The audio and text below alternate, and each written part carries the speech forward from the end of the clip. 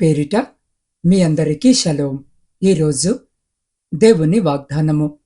దుష్టులు మరణము నొందుట చేత నాకేమాత్రమైన సంతోషము కలుగునా? వారు తమ ప్రవర్తనను దిద్దుకొని బ్రతుకుటయే నాకు సంతోషము. ఇదే ప్రభువగు యెహోవా వాక్కు. యెహెజ్కేలు గ్రంథం 18వ అధ్యాయం 23వ వచనం. వాక్య ధ్యానములోనికి వెళ్ళకముందు చిన్న ప్రార్థన చేసుకుందాం. మహోన్నతుడవైన మా పరలోకపు తండ్రి, నీ పరిశుద్ధ నామానికి స్తోత్రాలు. గడిచిన కాలమంతా నీ కృపలో మమ్మల్ని భద్రపరిచి, అయా ఈ శ్రేష్టమైన సమయంలో నీ వాక్యాన్ని ధ్యానించే గొప్ప ధన్యతను మాకు ప్రసాదించినందుకు వందనాలు. ప్రభువా, ఇప్పుడు మేము ధ్యానించబోయే నీ జీవము గల మాటలు మా హృదయాల్లో ఫలింపచేయండి. మా ఆత్మీయ నేత్రాలను తెరవండి. మాట్లాడబోచున్న నీ దాసుని నీ ఆత్మతో నింపి వింటున్న ప్రతి బిడ్డకు ఆదరణ, ధైర్యాన్ని ప్రసాదించండి. మా ప్రార్థనలను ఆలకించే దేవుడవని నమ్ముతూ ఈ సమయాన్ని నీ హస్తాలకు అప్పగిస్తున్నాం. దేవా, మీరే ప్రతి బిడ్డని జ్ఞాపకము చేసుకోమని మీ శ్రేష్టమైన ఉన్నతమైన నామమున అడిగి పొందుకొని ఉన్నాము తండ్రి. ఆమెన్. ప్రియ సహోదరి సహోదరులారా, ఈరోజు ఈ వాక్యము వినిచిన మీ అందరికీ మన ప్రభువును ప్రియరక్షకుడైన యేసు క్రీస్తు శక్తి కలిగిన నామమున ఈ నూతన దినపు శుభములను వందనములను తెలియజేయుచున్నాను. ప్రియులారా, చదవబడిన లేఖన భాగమును మనము పరిశీలన చేసినట్లయితే, మనము పాపము చేసినప్పుడు ప్రభు మనలను శిక్షించాలని కోరుకోడు. మనము నాశనమైపోవాలని అనుకోడు. కాని మనము పాపము నుండి వైదొలిగి దేవుని ప్రేమతో కూడిన వరప్రసాద జీవితాన్ని జీవించాలని మాత్రం ఎల్లవేళలా కోరుకుంటాడు. ఎందుకంటే మన దేవుడు జాలి గుండె కలవాడు. తన బిడ్డలమైన మన శ్రేయస్సు తప్పితే ఆయన కోరుకునేదేమీ లేదు. ప్రిలారా, ప్రొద్దున నిద్ర లేస్తూనే ఈరోజు నా జీవితాన్ని పాడు చేసుకుంటాను అనుకొని మరి తమ జీవితాన్ని పాడు చేసుకునేవారు బహుశా ఎవరూ ఉండరు. నిర్ణీత పథము నుండి తప్పిపోయే వాళ్లలో ఎక్కువ మంది చాలా మంచివాళ్ళు, తెలివైన వాళ్ళు, అవకాశం వచ్చి ఉంటే అత్యున్నతమైన స్థితికి చేరగలిగిన సామర్థ్యము ఉన్నవాళ్లే ఉంటారు. కానీ ఎప్పుడో తీసుకున్న ఒక చిన్న తప్పుడు నిర్ణయం, అనవసరమైన తొందరపాటుతనం, సందిగ్ధంలో ఉన్నప్పుడు ఎవరైనా పెద్దల్ని సంప్రదించాలన్నా ఇంకిత జ్ఞానము లోపించడమే జీవితంలో తప్పిపోవడానికి కారణాలవుతుంటాయి. ప్రియులారా, పరిశుద్ధ లేఖన భాగమును మనము గమనించినట్లయితే, వాడింకా దూరముగా ఉన్నప్పుడు తండ్రి వానిని చూసి కనికరపడి పరిగెత్తి వాని మెడ మీద ముద్దు పెట్టుకొనెను అన్న వచనము ప్రకారము, ప్రియులారా, చిన్న కుమారునికి తండ్రి దగ్గర ఉంటే తనకి నచ్చినట్లు జీవించడము వీలు కాదు అని అనుకున్నాడేమో, లేక పట్టణము వెళ్ళి వ్యాపారము చేసి కోట్లు గడించాలి అనుకున్నాడేమో. తన వాటా తీసుకొని వెళ్ళిపోయి వ్యాపారము చేయసాగాడు. అది వ్యాపారము కాదు, దుర్వ్యాపారము. వైశ్యులతో తన ఆస్తినంతా తినివేశాడు.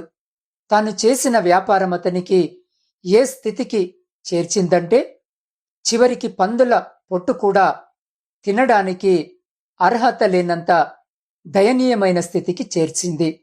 దానికి గల కారణాలు ఏమిటి అని మనము ఈ నూతన దినములో ఆలోచన చేసినట్లయితే, చిన్న కుమారుని యొక్క ఆశ వయసుకు మించిన ఆశ. ప్రియులారా, ఆస్తిని పంచిపెట్టమని పెద్ద కుమారుడు అడిగినా అర్థముంది, కాని చిన్న కుమారుడు అడగడములో అర్థము లేదు. అడుగుతున్నాడంటే తండ్రికి లోబడి జీవించే జీవితం అతనికి ఇష్టము లేదన్నమాట. తండ్రి ప్రేమ, అతని క్రమశిక్షణ ఇతనికి నచ్చలేదేమో. ఆశను కలిగి ఉండడములో తప్పులేదు, కాని ప్రియులారా, ఆ ఆశ హద్దులు మీరి దురాశగా మారితే మాత్రం పతనమే. ఇతని జీవితంలో కూడా ఇదే జరిగింది. ప్రియులారా, చిన్న కుమారుడు చేసిన వ్యాపారము దుర్వ్యాపారము. వ్యాపారములో కొన్ని సందర్భాలలో నష్టము వాటిల్లినప్పటికీ ఎక్కువ సమయాల్లో లాభాలనే ఆర్జిస్తూ ఉంటారు. అయితే దుర్వ్యాపారంలో మాత్రం లాభాల ప్రసక్తే లేదు. ఆత్మీయంగా, శారీరకముగా, ఆర్థికముగా, మానసికముగా కూడా అంతా నష్టమే. దుర్వ్యాపారము అంటే ఏమిటి అని మనము ఆలోచన చేసినట్లయితే దురాశలు, మద్యపానము, పోకిరి చేష్టలు, అల్లరితో కూడిన ఆటపాటలు, త్రాగుబోతుల విందులు, చేయదగని విగ్రహ పూజలు. ప్రియులారా, ఆ కుమారుని తీర్మానము మనము గమనించినట్లయితే దుర్వ్యాపారము, వేశ్యలతో తన ఆస్తినంతా తినివేశాడు. సమస్తాన్ని ఖర్చు చేసి తినడానికి తిండి లేక తను బ్రతకడం కోసం పందుల కాపరిగా పనిలో చేరాడు. పందుల పొట్టు చూసేసరికి ఆకలి రెట్టింపైంది. యజమాని ఆహారము పెట్టే వరకు తన ఆకలి బాధను తట్టుకోలేకపోయాడు. పందుల పొట్టును తినబోయి యజమానికి దొరికిపోయి గెంటివేయబడ్డాడు. తాను చేయాల్సిన ప్రయత్నాలన్నీ చేసేశాడు. కాని అతని ప్రయత్నము ఒక్క పూట అతనికి కడుపు నింపలేకపోయింది. అతనెక్కడ తప్పిపోయాడో ఆలోచించడం ప్రారంభించాడు. అలా ఆలోచిస్తుంటే అతనికి అర్థమైంది తన తండ్రి ఇంటి నుండి తప్పిపోయాడని. తండ్రి కంటే ముందుగా తను దేవుని నుండి తప్పిపోయాడని పశ్చాత్తాపము కలిగిన హృదయముతో ఆ చిన్న కుమారుడు ఒక నిర్ణయానికి వచ్చేశాడు. నా తండ్రి ఇంట పనివారికి సహితం సమృద్ధి అయిన ఆహారముంది. నేను తిరిగి అక్కడికి వెళితే, తండ్రి, నేను పరలోకమునకు విరోధముగా నీ ఎదుటను పాపము చేసి తిని ఇక మీదట నీ కుమారుడనని అనిపించుకొనుటకు యోగ్యుడను కాను. నీ పనివారిలో ఒకనిగా నన్నుంచు అంటూ క్షమాపణ వేడాలనే నిర్ణయానికి ఆ కుమారుడు వచ్చేశాడు. ప్రియులారా, తీర్మానము చేయడం అనేది సమస్య పరిష్కారానికి తొలిమెట్టు మాత్రమే. దానితో సమస్య పరిష్కరింపబడినట్లు కాదు. తీర్మానాన్ని అమలు చేయడము ద్వారా సమస్య పరిష్కరించబడుతుంది. చిన్న కుమారుడు చేసింది కూడా అదే. తీర్మానము తీసుకొని అక్కడే కూర్చుండిపోలేదు, కాని తన తండ్రి ఇంటికి బయలుదేరాడు.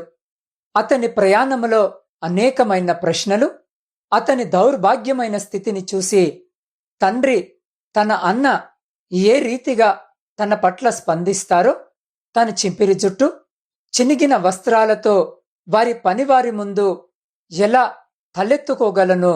ఒకవేళ పనివారితో నన్నొకనిగా చేర్చుకుంటే వారి ముందు యువరాజుగా బ్రతికిన నేను వారితో కలిసి ఏ విధముగా పనిచేయగలను? వద్దు, అటువంటి అవమానము భరించే కంటే ఆకలితో చావడమే ఉత్తమం. ఇలా సాగుతుంది అతని ఆలోచన. ప్రతి తలంపు అతన్ని వెనక్కి లాగుతున్నప్పటికీ అతని పయనం మాత్రం ఆగలేదు.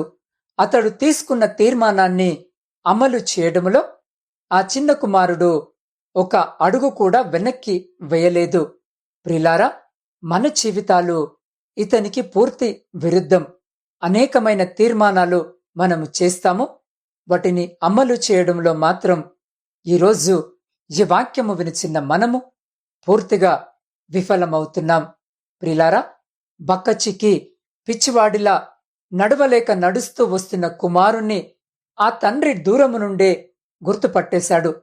ఆ తండ్రి ప్రేమను ఆపుకోలేక పరిగెత్తికెళ్లి మెడ మీద పడి తన కుమారుణ్ణి ముద్దు పెట్టుకుని ఇంటికి తీసుకువచ్చి స్నానము చేయించి క్రొత్త బట్టలు తొడిగించి చేతికి బంగారు ఉంగరము పెట్టి పాదాలకు క్రొత్త చెప్పులు తొడిగించి క్రొవ్విన దూడను వధించి విందు చేయించాడు. ఆ చిన్న కుమారుడు క్షమాపణ అడగాలని నిర్ణయించుకున్నాడంతే. ఇంక క్షమాపణ కూడా అడగనే లేదు. అయినప్పటికీ తన తండ్రి ఎంతగా ప్రతిస్పందించాడో చూడండి. ప్రియులారా, ఆ తండ్రి తొడిగించిన వస్త్రాలు రక్షణ, నీతి వస్త్రాలకు ఉంగరము అధికారానికి, చెప్పులు కుమారుడు అని చెప్పుటకు సాదృశ్యం. ప్రియులారా, ఆ కాలంలో దాసులు చెప్పులు ధరించడానికి వీలు ఉండేది కాదు. కుమారులు మాత్రమే చెక్కతో చేయబడిన చెప్పులను ధరించేవారు. ప్రిలారా, ఈ ఉపమానమునకు మనమిచ్చిన పేరు తప్పిపోయిన కుమారుడు. ఇంతకీ ఎవరు తప్పిపోయారు? ప్రియ సహోదరి, సహోదరుడా, ఈ ఉపమానము మొదట్లో చిన్న కుమారుడు తప్పిపోతే, ఈ ఉపమానము చివరిలో పెద్ద కుమారుడు తప్పిపోయాడు. బయట ఉన్న చిన్న కుమారుడు ఇంట్లోకి చేరితే, ఇంట్లో ఉన్న పెద్ద కుమారుడు బయటకెళ్ళాడు. ఇది అత్యంత భయంకరమైన స్థితి. కారణం, పెద్ద కుమారుడు తండ్రితోనే ఉన్నాడు, కాని తండ్రి నుండి ఒక మేకపిల్లను కూడా పొందుకోలేకపోయాడు. కారణం, తండ్రి మనసు అతనికి అర్థము కాలేదు. అతడు తండ్రితోనే ఉన్నాడు, కాని తండ్రి యొక్క స్వభావం అతనికి రాలేదు. తండ్రిది ప్రేమించే స్వభావము, క్షమించే స్వభావము, చేర్చుకునే స్వభావము, కాని వీటిలో ఏ ఒక్క లక్షణము కూడా, ప్రియ సహోదరి, సహోదరుడా, ఆ పెద్ద కుమారునికి రాలేదు. ప్రియులారా, ఒక తండ్రి కొత్త కారు తీసుకొని వచ్చి వారి ఇంటి ముందు నిలబెట్టి ఇంటిలోనికి వెళ్ళాడు. ఆ ఇంట్లో వారి పెద్ద కుమారుడు కారు చుట్టూ తిరుగుతూ చూస్తూ ఉంటే, వారి 4 సంవత్సరాల వయసు గల చిన్న తమ్ముడు ఒక చిన్న రాయి తీసుకుని ఆ కారు డోరు మీద బొమ్మలు గీయడం ప్రారంభించాడు. దానిని చూసిన పెద్ద కుమారుడు కోపముతో పక్కనే ఉన్న చిన్న ఇనుప ముక్కను తీసి తన తమ్ముని చేతి వ్రేళ్లపైన బలముగా కొట్టాడు. ఆ శబ్దమును విని బయటకు వచ్చిన తన తండ్రి తన చిన్న కుమారుణ్ణి తీసుకొని ఆస్పత్రికి వెళ్ళాడు. అతన్ని చూసిన డాక్టర్ తన వేళ్లు బాగుపడటానికి చాలా కాలము పడుతుందని చెప్పాడు.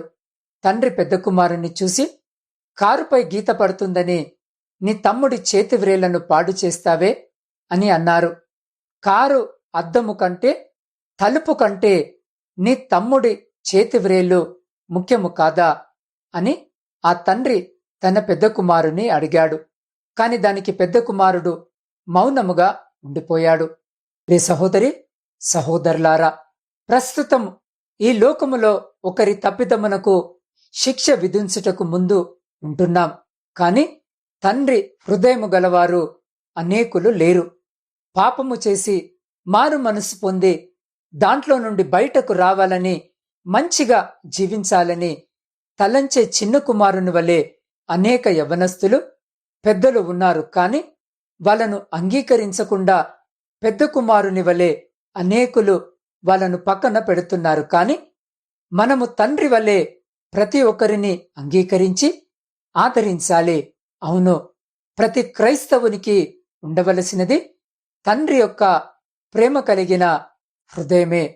కాబట్టి ప్రియ సహోదరి, సహోదరుడా, సంఘములోనే ఉంటున్నావు, ప్రసంగాలు వింటున్నావు, ప్రసంగాలు చేస్తున్నావు, పాటలు పాడుతున్నావు, ఉపవాసాలుంటున్నావు, ఏవేవో చేస్తున్నావు, మంచిది. కాని తండ్రి స్వభావము నీలో ఉందా? ఈరోజు ఒక్కసారి నిన్ను నీవు పరిశీలించి చూసుకో. తండ్రితోనే ఉంటున్నాను అనుకుంటూనే తండ్రి స్వభావాన్ని ధరించుకోకుండా పరలోకానికి వెలుపల ఉండటం అత్యంత భయంకరం. కాబట్టి ప్రియ సహోదరి, సహోదరుడా, ఈరోజు ఈ వాక్యము వినిచిన మీరు ఒకవేళ లోకాన్ని అనుభవించడం కోసం దేవుని నుండి పారిపోయి భ్రష్టమైన జీవితాన్ని జీవిస్తున్నావేమో, నీవు చేయాల్సిన ప్రయత్నాలన్నీ చేసిన సమాధానమంటూ నీ జీవితములో లేకుండా పోయిందేమో, దేవుడు కూడా నన్ను క్షమించడు, చేర్చుకోడు అనే నిర్ణయానికి వచ్చేసావేమో, విరిగి నలిగిన హృదయముతో, పశ్చాత్తాపముతో ఈరోజు జీవాక్యము వినిచున్న నీవు ఒక చిన్న ప్రార్థన ఆయన పాద సన్నిధిలో మోకరించి విశ్వాసము కలిగి, నిరీక్షణ కలిగి, ఉపవాసముండి చేయగలిగి ఆయన చెంతకు మరలా నీవు తిరిగి రాగలిగితే, ప్రియ సహోదరి, సహోదరుడా, ఆయన ఎంత మాత్రము తిరిగి వచ్చిన నిన్ను త్రోసివేసేవాడు కాదు. ఆ తండ్రి తన కుమారుని యొక్క అసహ్యమైన రూపాన్ని ఏదీ పట్టించుకోలేదు. కాని తన కుమారుణ్ణి చూడగానే దూరము నుండి పరిగెత్తుకొని వచ్చి కౌగిలించుకొని మెడ మీద ముద్దు పెట్టుకున్నాడు. ప్రియ సహోదరి, సహోదరుడా, మన తండ్రి కూడా అంతే. నీవు తిరిగి నీ రోత పాపపు జీవితాన్ని విడిచి తిరిగి ఆయన చెంతకు వస్తే నీ జీవితము ఎలాంటిదైనా సరే నిన్ను కౌగిలించుకొని హక్కున చేర్చుకుంటాడు. నీవు తిరిగి వస్తావని తన చేతులు నీ వైపు చాపి నీకోసం ఎదురుచూస్తున్నాడు. పశ్చాత్తాపముతో ఈరోజు ఈ వాక్యము వినిచిన్న మీరు ఒక చిన్న ప్రార్థన చేయగలిగితే, ప్రియ సహోదరి సహోదరుడా, నీవును కుమారునిగా అంగీకరించబడతావు. అలా కాకుండా సంఘములోనే ఉంటూ దేవునితోనే సహవాసము చేస్తున్నానంటూనే ఆయన స్వభావమును ధరించుకోకుండా నీ జీవితాన్ని ముగిస్తే అది అత్యంత భయంకరం. ఎవరిని పోలి మీ జీవితాలుంటున్నాయో ఈ నూతన దినములో ఒక్కసారి మిమ్మల్ని మీరు స్వపరిశీలన చేసుకొని మిమ్మల్ని మీరు పరిశీలించుకొని సరిచేసుకోగలిగితే మీ జీవితం ధన్యమవుతుంది. కాబట్టి ప్రియ సహోదరి సహోదరుడా, ఈరోజు మనం ఒక ప్రత్యేకమైన ఆరాధన గీతముతో దేవుని సన్నిధిలోనికి వెళ్దామా? మన జీవితంలో ఎన్నో కష్టాలు, అలజడులు ఎదురవుతూ ఉండవచ్చు. ఎంతో మంది అనారోగ్యముతో, ఒంటరితనముతో, భయముతో కృంగిపోతూ ఉండవచ్చు. కానీ దేవుని వాక్యము మనకు సెలవిస్తుంది, అడుగు ప్రతివానికి ఇయ్యబడును. ఈ పాట పాడుతున్నప్పుడు మీ సమస్య ఏదైనా సరే, అది క్యాన్సర్ కావచ్చు, పక్షవాతము కావచ్చు, లేదా గుండె సంబంధిత జబ్బు కావచ్చు, మరే ఇతర కష్టమైన కావచ్చు, దేవుని సన్నిధిలో మీకు నెమ్మది దొరుకుతుందని విశ్వాసముతో పాడండి. ఆయన మనల్ని తన కౌగిల్లో ఆదరించే తండ్రి. కాబట్టి ఈ ఆరాధనలో మనమందరము ఏకీభవిస్తామా?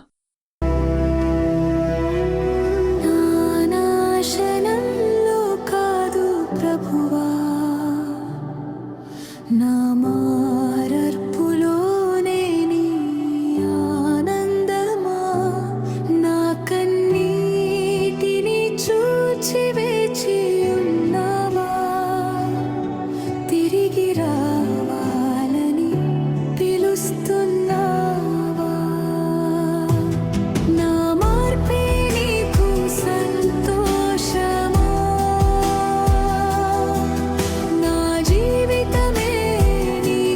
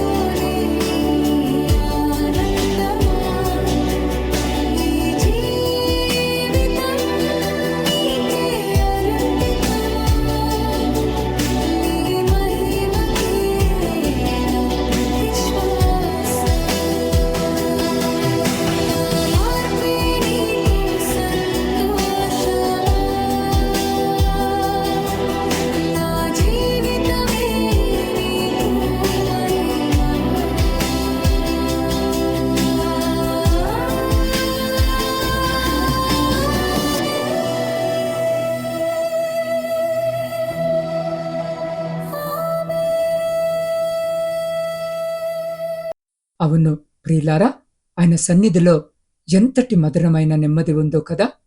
దేవుని బిడలారా, ఈ సమయంలో మనం పాడుకున్నట్లుగానే అట్టి రీతిగా ఈ లోకములో తప్పిపోయిన మనము ఆయన వైపు అడుగులేస్తూ ఆయన కౌగిల్లో చేరులాగా మీరందరూ కళ్ళు మూసుకొని నాతో పాటు ప్రార్థనలో ఏకీభవించండి. పరిశుద్ధుడా, ప్రేమ నమ్మకము కలిగిన మా ప్రియ పరలోకమందున్న పరమ తండ్రి, మీ శ్రేష్టమైన అత్యున్నమైన నామానికి స్తుతులు, స్తోత్రాలు, వందనాలను తెలియజేస్తున్నాం. దేవా, ఈ నూతన దినములో మీ పరిశుద్ధమైన వాగ్దానము ద్వారా మాతో మాట్లాడి మా హృదయాలను తృప్తిపరిచిన విధానానికి మీకే కృతజ్ఞత వందనాలను తెలియజేస్తున్నాం. దేవా, మేము నీతో పాటు జీవిస్తూ నీ సహవాసపు అమూల్యత్వాన్ని గ్రహించక నీకు దూరము అవుతున్నాము నాయనా. అయ్యా, పేరుకే క్రైస్తవులుగా ఉన్నాము నాయనా. ఈ లోక సుఖభోగాలకు అలవాటు పడి మా పరిశుద్ధమైన జీవితాన్ని పాడు చేసుకునే వారిగా దిగజారిన హీనమైన స్థితిలోనికి మేము చేరుకున్నాం. అయ్యా, రోజుకు 1000 సార్లు మీ పేరెత్తుతూ కూడా మా నిజ జీవితంలో మాత్రం మీకు దూరముగా జీవించేవారుగా ఉంటున్నాం నాయనా. అయ్యా, ఒక ఆదివారము ఉదయము మాత్రమే కొద్దిసేపు నీ మందిరములో మిమ్మల్ని తలంచుకొని మిగిలిన రోజులన్నీ కూడా మా సమయమంతా మీకు దూరముగా పాపములోనే జీవించడానికి ఇష్టపడే నామకార్థపు క్రైస్తవులుగా మేముంటున్నాం నాయనా. అయ్యా, మమ్మల్ని క్షమించుమని వేడుకొనుచున్నాం. అయ్యా, తప్పిపోయిన కుమారుడు తన తప్పు తెలుసుకొని ఏ రీతిగా తన తండ్రి దగ్గరికి చేరుకున్నాడో, అయ్యా, ఆ రీతిగా మేము కూడా మా తప్పును తెలుసుకొని మీ వాక్యము సెలవిచ్చిన ప్రకారము దుష్టులు మరణము నొందుట చేత నాకేమాత్రము సంతోషము కలుగునా వారు తమ ప్రవర్తనను సరిదిద్దుకొని బ్రతుకుటయే నాకు సంతోషము. ఇదే ప్రభువగు యెహోవా వాక్కు అన్న మీ వాగ్దాన వచనము ప్రకారము మా జీవితాలను సరిచేసుకొని అయ్యా, మీరు కోరుకున్నట్లు మా జీవితాలను కొనసాగించడానికి మాకు అటువంటి కృపను దయచేయమని నీ పాద సన్నిధిలో వేడుకొనుచున్నాం. దేవా, ఈరోజు జన్మదిన వివాహ వార్షికోత్సవాలు జరుపుకొంచున్న ప్రతి బిడ్డను జ్ఞాపకము చేసుకోండి. అయ్యా, మీ నూతన దయా కిరీటం చేత బిడ్డలను దీవించి ఆశీర్వదించమని వేడుకొనుచున్నాం. దేవ, ఇతరాత్ర శుభకార్యాలు జరిగించుకుంటున్న బిడ్డలందరినీ కూడా జ్ఞాపకము చేసుకోండి. వారి కుటుంబాలతో మీరుండండి. వారు చేస్తున్న పనులన్నింటినీ ఆశీర్వదించండి. దేవా, ఆ రీతిగానే నువ్వు గాయపరచువాడవును, బాగు చేయువాడవును, నీవు మా ప్రాణ వైద్యుడవని ఈ సమయంలో అనారోగ్యముతో, వేదనతో, బాధతో, కన్నీటితో ఉన్న నీ బిడ్డలందరినీ నీ పాదాల చెంతకు తీసుకుని వస్తున్నాం.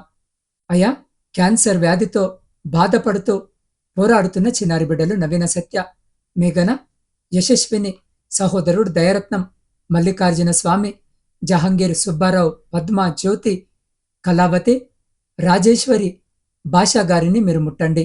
వారి శరీరాల్లో ఉన్న ప్రతి క్యాన్సర్ కణాన్ని నీ రక్తపు శక్తితో నిర్మూలించి వారికి సంపూర్ణ ఆరోగ్యాన్ని ప్రసాదించండి.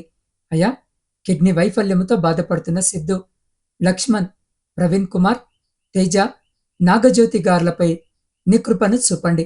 వారి అవయవాలు మళ్ళీ జీవము పోసుకునేలా అద్భుతము చేయండి. పక్షవాతముతో కదలలేకున్న సూర్యరావు, రాంబాబు, శివకృష్ణ, గుణసుందరమ్మ, బాలప్ప, రంగన్న, కృపాకర్, జయకృష్ణ, భాస్కర్రావు, విజయలక్ష్మి అమ్మ, శ్రీనివాసరెడ్డి, వెంకటేశ్వరరావు, నారాయణ, శ్రీను, వీరేష్ గారులను ముట్టి వారిలో నూతన శక్తిని నింపండి. వారు తిరిగి లేచి నడిచే భాగ్యాన్నివ్వండి.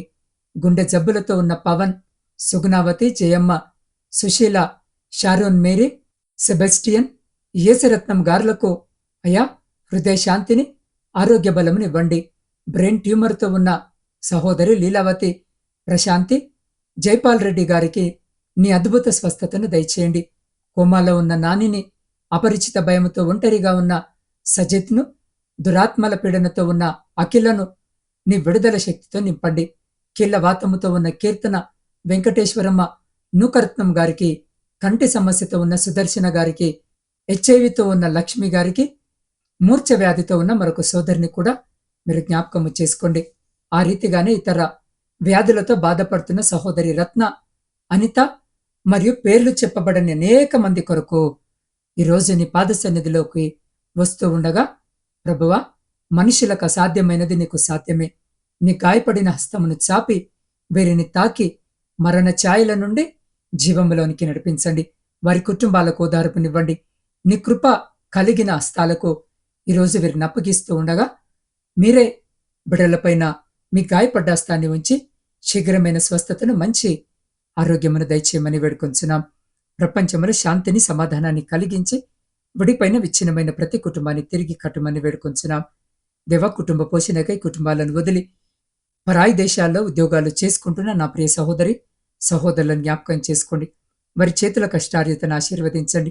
వారున్న చోట బిడ్డలు అయా నీతి న్యాయములు కలిగిన బిడ్డలుగా పనిచేయట కృప చూపండి. వారి అధికారుల దయను, వారి యజమానుల దయను పొందుకునే కృపను చూపండి. దేవా, వారున్న చోట నీకు సాక్షికరమైన బిడ్డలుగా ఉండటకు కృప చూపండి. దేవా, వారి చేతుల కష్టార్జితమును రెండంతలుగా ఆశీర్వదించి ప్రతి సమస్య నుంచి బిడ్డలకు విముక్తిని కలిగించి మీరే బిడ్డలకు తోడుగా ఉండి వారిని, వారి కుటుంబాలను మీ కృపలో భద్రపరచమని వేడుకొంచున్నాం. దేవ, నా ఆత్మీయ కుటుంబ సభ్యులందరినీ మీ పరిశుద్ధ పాదాల చెంత పెడుతూ ఉండగా, ఈ దినము వారి ప్రతి ప్రార్థన విన్నపాన్ని మీరు ఆలకించి అంగీకరించి వారి ప్రతి న్యాయమైన కోరికకు మీరు సమాధానము దయచేసి మీ ఆకాశపు వాక్యాలను విప్పి మీ సమృద్ధికరమైన దీవెన ఆశీర్వాదాల చేత బిడ్డల జీవితాలను, కుటుంబాలను దీవించి ఆశీర్వదించి తృప్తిపరిచి మీ కృపలో భద్రపరుచుకొని ముందుకు నడిపించమని సమస్త స్తుతి, ఘనత, మహిమ మీకే చెల్లిస్తూ మా ప్రభువును, మీ ప్రియకుమారుడైన యేసు క్రీస్తు శక్తి కలిగిన నామమున ప్రార్థించి స్తుతించి అడిగి పొందుకొని ఉన్నాము తండ్రి. ఆమెన్. ప్రియులారా, మీరు కూడా ఏదైనా అనారోగ్యము లేదా సమస్యలతో బాధపడుతున్నారా? మీకోసము, మీ కుటుంబ సభ్యుల కోసము నేను ప్రత్యేకంగా ప్రార్థించాలని కోరుకుంటున్నారా? అయితే ఆలస్యము చేయకండి. మీ పేరును మరియు ప్రార్థన అవసరతను ఈ స్క్రీన్ మీద కనిపిస్తున్న నా వాట్సాప్ నంబర్కి మెసేజ్ పెట్టండి. నా వాట్సాప్ నంబర్ 8465037607. నేను మీకోసము ప్రతిరోజు కన్నీటితో విజ్ఞాపన చేస్తున్నాను. దేవుడు మీకు అద్భుతమైన కార్యము చేయునుగాక. ఆమెన్.